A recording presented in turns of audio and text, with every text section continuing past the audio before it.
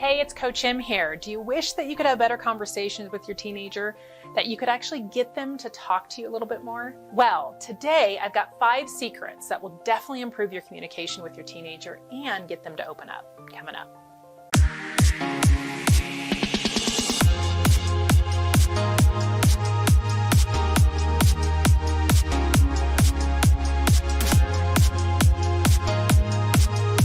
If you haven't already done so, if you could please do me a favor and hit that subscribe button for me, that would be wonderful. My mission is to get these powerful tools and strategies on this channel into as many people's hands as possible to help everyone live from their best self. And of course, as you know, every subscribe button pushed, every like button pushed, and every comment helps YouTube's algorithm spread this content out to more people.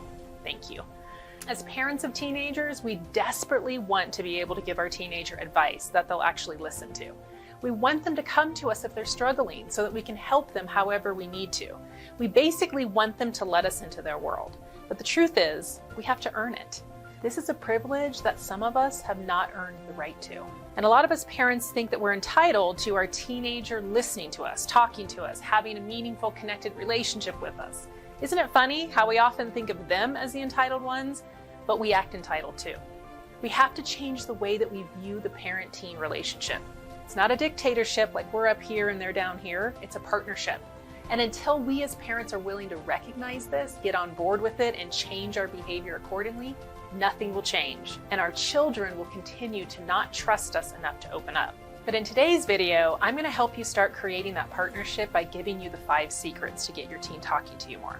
The first secret, and a really big one, check your energy and curiosity level. This means before you talk to your teen about anything, or if your teen comes to you to talk about something, do a quick self-assessment on how you're feeling in the moment and whether you are open and curious to what your teen has to say, or if you're engaging from a place of expectation and not curiosity. Do this by asking yourself these questions. What is the strongest emotion I'm feeling right now? On a scale from 1 to 10, how strong is it?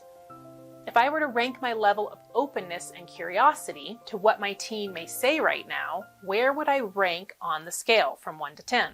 Let me tell you right now, if your strongest emotion in the moment is feeling stressed, disappointed, or angry, and it's ranked greater than a 5 on the scale, your openness and curiosity level will not be where it needs to be to have a good, healthy, connected conversation with your teenager. You'll want to let your teen know that your emotions are heightened in that moment and that you need some time to process them before having a conversation with them, and that you'll let them know when you're in a better space. For a step-by-step guide on how to process your emotions the right way, all the way through, you can check out the video here, and it's in the description down below. Now, sometimes our strongest emotion in the moment is a feeling of loneliness or insignificance. When we feel this way, we may be desperate to connect with our teenager.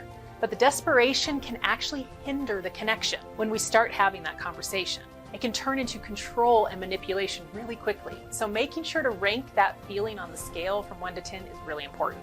It allows you to see if the feeling could impede on what you're really after, which is true connection. And if in any given moment your curiosity level is not greater than a 7, then ask yourself if you can put aside your own agenda for how you want the conversation to go, and open yourself up more to what you might learn about your teenager and about yourself. If you have to, go back to your true intention as a parent, to always honor who your child is and connect to their heart in a way that helps them feel seen, heard, and valued. Second secret, stop telling your teenager what to do. This one is going to be extremely hard, I know. But every time that you're about to tell your teenager what they should do, I want you to stop yourself and figure out a different way to say it without actually telling them what to do. Let's say that you really want them to clean their room. Instead of telling them to clean their room, you could say something like, we're all cleaning our rooms today so that we can keep the house nice and tidy. So let me know when yours is clean. I'm asking everyone to have their room clean by 8 p.m. tonight. Thanks. Or let's say that you want your teen to take out the trash. Instead of telling them to take it out, you could say, the trash needs to be taken out. Do you want to take it out now or in an hour after your video game? Now, some teens, being as smart as they are, may say, I don't want to take it out now and I don't want to take it out in an hour. That's when you would say, I get that, just like I don't want to clean the downstairs bathroom, but we all live here and we all have to contribute to keeping the house clean. So again, do you want to take the trash out now or in an hour? If they choose in an hour, then you simply say, do you want to set an alarm on your phone so that you know when an hour is up, or do you want me to come remind you? Doing this, as opposed to telling them what to do, gives them more autonomy, more choice over their life, their circumstances, their decisions. And the more autonomy that you can give your teenager, the more likely they'll start wanting and asking for your advice. This isn't ever about just blindly letting them do whatever they want to do. It's about them feeling like you respect them, value their thoughts and ideas, and that you're being fair and equitable. This is what's needed in any relationship, especially the relationship with your teenager.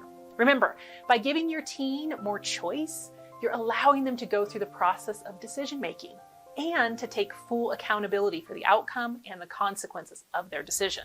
This is a major skill that our children need to learn when they enter adulthood, so that they can quickly determine what the best choice is for themselves. Third secret. This one follows close behind the second secret. It is to remove all judgment words and statements from your vocabulary. That includes the word but. Don't say anything, then use the word but. It basically negates what you first said. So if you tell your teen something like, thank you for doing the dishes, but you forgot to grab the ones off the table, all your teen is going to hear is, there mom and dad go again, telling me how I can never do anything the right way. Remove the word should and the statement, I think you, from your vocabulary when talking to your teenager. Your conversation with your teen really isn't about you. It's always about guiding in a non-judgmental way.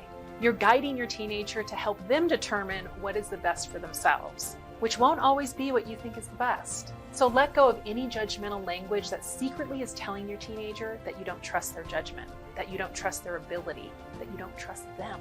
All judgmental language does is solidify the story that they already have about themselves, which is, if mom and dad don't believe I'm enough, then I must not be. Fourth secret, ask their opinion more. Doesn't matter what it's for, what it's about, but genuinely ask your teenager for their input, their insight, their honest opinion. The key here is not to necessarily ask all the time, but definitely more often than you currently are. And you asking for their thoughts must come from a genuine place. One thing I absolutely love about teenagers is their amazing superpower to spot BS a mile away. I love it. I always tell everyone, if you want someone to call out your BS, just ask a teenager. They know right away if someone is being real or not. And they are super hypersensitive to spotting their parents' inauthenticity. And when they can spot it, it pushes them further away from you. So make sure when you ask their opinion on something that you are genuinely seeking their advice about it, and let them know. Say something like, I'm really struggling with this decision. Honestly, if you were me, what would you do? Or I'm wondering if I'm missing something here that I just can't see. What are your thoughts? Could I be missing something? The more you ask their opinion and thoughts, the more that you show them you value who they are and what they think. It goes a long way in getting them to start asking you your opinions and advice with something they're struggling with. Secret 5. Use these open-ended questions and questions like them to deepen and extend the conversation with your teenager. Interesting. Tell me more. What was that like? Use this question whenever they describe an experience. How did you finally decide to do that? Use this question whenever your teen tells you about a decision that they've made. Ask what they mean by a certain word that they've used. Like if they say, yeah, it was really interesting. You would say, what do you mean by interesting? Huh, in what way? Use this question when your teen describes an experience that was hard. Like if they say school was really hard today, you'd say, oh, in what way? Start using these 5 secrets to not only become a better communicator with your teenager, but also to get your teen to start opening up to you. If you really want to take your communication with your teenager to a whole nother level, check out the video here and sign up below to get free tools and strategies to learn this powerful communication method. It's not only evidence-based, but I can tell you through experience, it is by far the best communication method I have ever used. I use it with my teenage clients, and I teach parents of teenagers how to use it as well. Just click on the link below to learn more about it. If you enjoyed this video, please give it a like, and if you want to see more videos like this one, be sure to hit that subscribe button down below and click on the bell icon to get notified when I upload a new video. I hope that your day is wonderful, and I'll see you in the next video.